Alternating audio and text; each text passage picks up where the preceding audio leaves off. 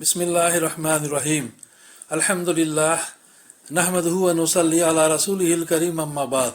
अस्सलामु अलैकुम व रहमतुल्लाह।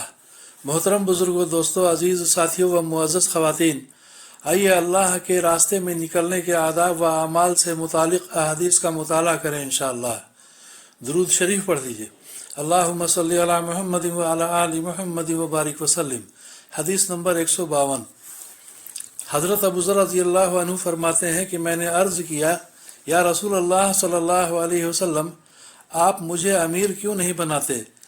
रसूलुल्लाह सल्लल्लाहु अलैहि वसल्लम ने मेरे कंधे पर हाथ मारकर इरशाद फरमाया, अबू ज़र, तुम कमज़ोर हो और ये अमारत एक अमानत है कि जिसके साथ बंदों के हुकूक मुतालिक हैं, और ये अमारत क़यामत के दिन रुसवाई और नदामत का सबब होगी।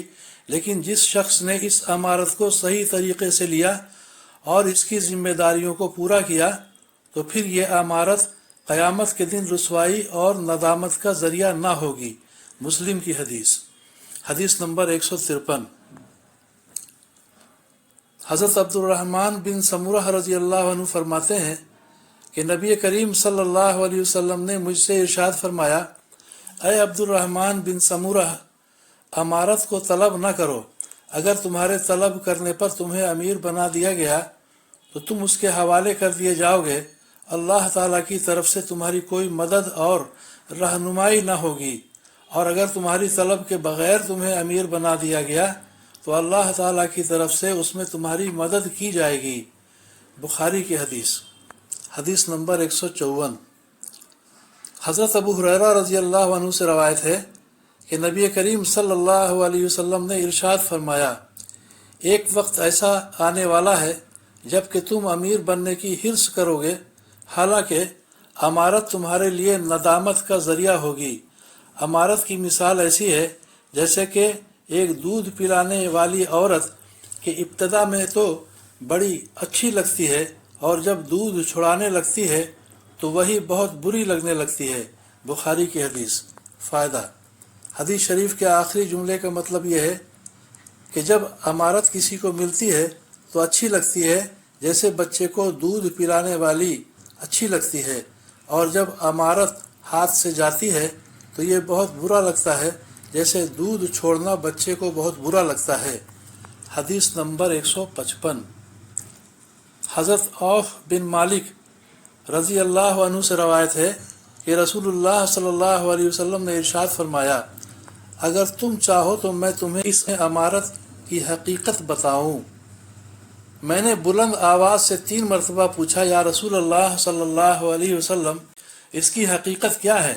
आप सल्लल्लाहु अलैहि वसल्लम ने इरशाद फरमाया, इसका पहला मरहला मलामत है, दूसरा मरहला नदामत है, तीसरा मरहला क़यामत के दिन अज़ाब है। अलबत्ता जिस शख्स ने इंसाफ किया वो महफूज रहेगा, लेकिन आदमी अपने करीबी रिश्तेदार वगैरह के मामलात में अदल व इंसाफ कैसे कर सकता है? यानी बावजूद अदल व इंसाफ को चाहते हुए भी तबीयत से मगलूब होकर अदल व इंसाफ नहीं कर पाता और रिश्तेदारों की तरफ झुकाव हो जाता है। बज़ार, तबरानी, मजमू ज़वाइद की हदीस। फ़ायदा। मतलब यह है कि जो शख्स अमीर बनता है उसको हर तरफ से मलामत की जाती है कि उसने ऐसा किया वैसा किया। उसके बाद वो लोगों की उस मलामत से परेशान होकर नदामत में मुब्तला हो जाता है और कहता है, मैंने इस मनसब को क्यों कबूल किया। फिर आखिरी मरहला इंसाफ न करने की सूरत में क़यामत के दिन अज़ाब की शक्ल में ज़ाहिर होगा। गर्ज़ ये कि दुनिया में भी ज़िल्लत व रुसवाई और आखिरत में भी हिसाब की सख्ती होगी। हदीस नंबर 156। हज़रत इब्न अब्बास रज़ियल्लाहु अन्हुमा रवायत करते हैं कि रसूलुल्लाह सल्लल्लाहु अलैहि वसल्लम ने इरशाद फरमाया, जिस शख्स ने किसी को जमात का अमीर बनाया जबकि जमात के अफराद में से ज़्यादा अल्लाह ताला को राज़ी करने वाला शख्स हो, तो उसने अल्लाह ताला से ख़यानत की और उनके रसूल से ख़यानत की और ईमान वालों से ख़यानत की। मुस्तदरक हाकिम की हदीस। फ़ायदा। अगर अफजल के होते हुए किसी दूसरे को अमीर बनाने में कोई दीनी मसलहत हो تو پھر اس وعید میں داخل نہیں۔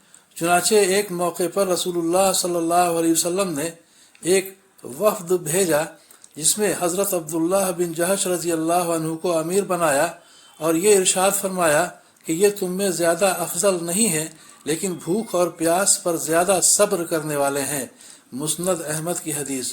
وآخر دعوانا ان الحمد للہ رب العالمین۔ اللہ تعالی ہم سبھی کو سمجھ بوجھ کے صحیح عمل کرنے کی توفیق عطا فرمائے، خود اپنی اور اپنے ماتحتوں کی اصلاح کرنے کی کوشش کرنے کی توفیق عطا فرمائے، ہم سبھی کی پریشانیوں کو دور فرمائے اور دونوں جہاں کی عافیت مقدر فرمائے، آمین یا رب العالمین۔